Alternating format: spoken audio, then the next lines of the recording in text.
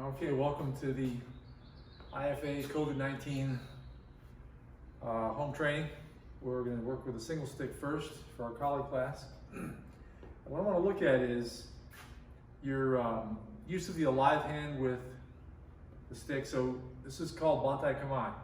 It's a checking hand, and at middle range is when you would employ it. And a person is attacking, and if they're attacking with an angle 1, I can meet it with an inside sweep and come through and then check with my live hand. This immobilizes his hand and his weapon for the moment, and then I can follow up and attack. But what I want to practice is specifically the defensive motion, get the position of your hand and your stick exactly right. And this is just done through repetition, especially if you can see yourself in a mirror or check yourself on video. So angle 1's coming in, the stick is pointed up, so I'm going to go inside sweep and check. My stick comes through my armpit. A variation of this is inside sweep over the shoulder, all right, and then behind the shoulder on the neck, really, where my live hand is checking, in preparation to attack on the high line. If I go here, I follow up on the low line. Notice I'm also moving on this triangle. I'm moving off to the right, inside sweep. Then my stick is also pointed up on this side. Angle 2 is coming my way, so I step to my left and turn to the right, and then outside deflect, come back to my chest, and my live hand comes out and checks there. So you notice these techniques are close cousins, all right? Inside sweep against an angle 1, outside deflect against an angle 2. Then the stick is pointed down, and an angle 1 is coming my way, which again is attacking my head. So I step to the right, and it's roof block with a live hand, bringing it through. All right, then it's stepping left against an angle 2 coming your way. You're moving away from the incoming shot, and you're going to do a shield, or what we call an umbrella. I'm hanging my stick down like this, like the other half of that roof, and my live hand is checking his hand. So you have to visualize an opponent attacking you from different directions. So he's coming from here, boom, angle 1, and you can follow up. And then we have angle 2, umbrella as well. Angle 1, roof block, angle 2, umbrella. Angle 1, inside sweep. These are all attacks coming at your head. Angle 2, outside deflect. Inside sweep, outside deflect. All right. On the low line, we'll just do stick pointed down.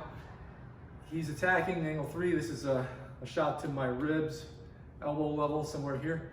I'm going to step to the right, turn left, and I'm going to wing block here. This puts me in position to hit back. And then the stick pointed down coming this way. There's a wing this way as well. I can do palm out, or I can do palm up as well. Depends on whether you're going to grab or just going to feed it through, or whether it's a blade or a stick for that matter. There's several variables there that influence whether you do one or the other.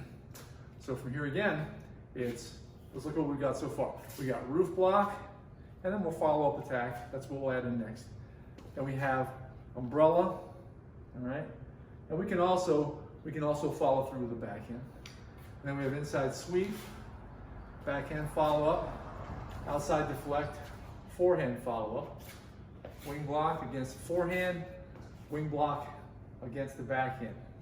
And then what you want to do is you want to get out in somewhat of an open floor and practice and just move around. So you're here. Again, we don't practice statically like just stand here. We move, we have the stick moving, we have our feet moving kind of like a boxer. And from here, just being spontaneous. There, see?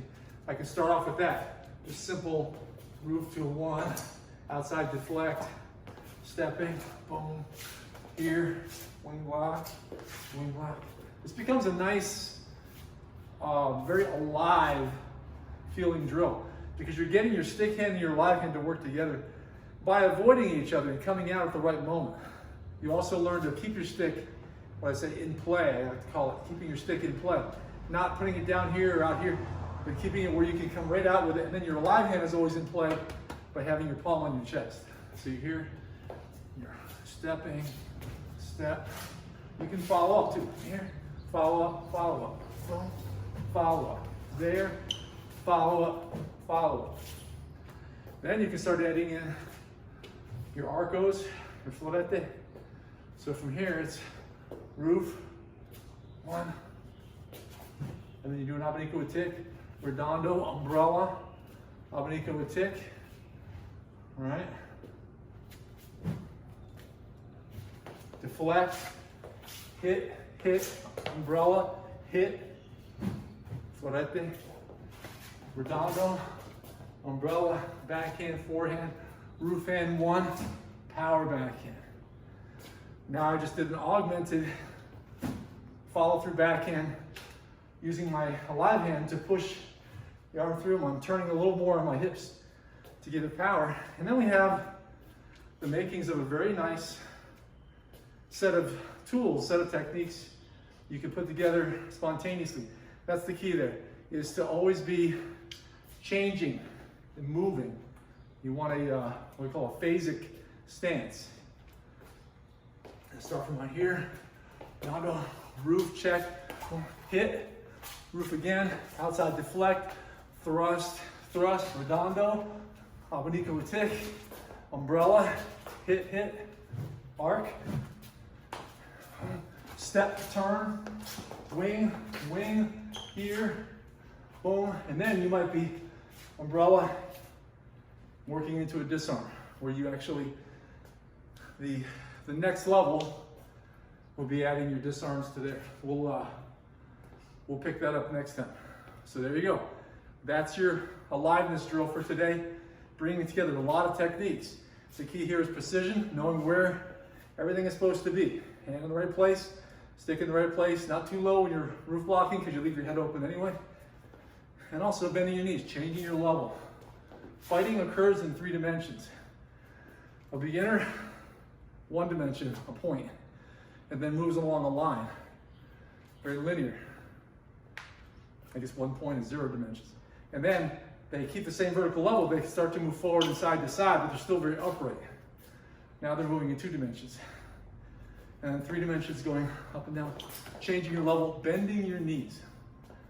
All right, getting to where it all comes together. And then you become less concerned with what you're doing and less, confused about where this is that supposed to be. And you're looking at where the opponent's coming from, even if they're imaginary. You're able to focus on them and do everything with a certain, I guess, machine-like consistency.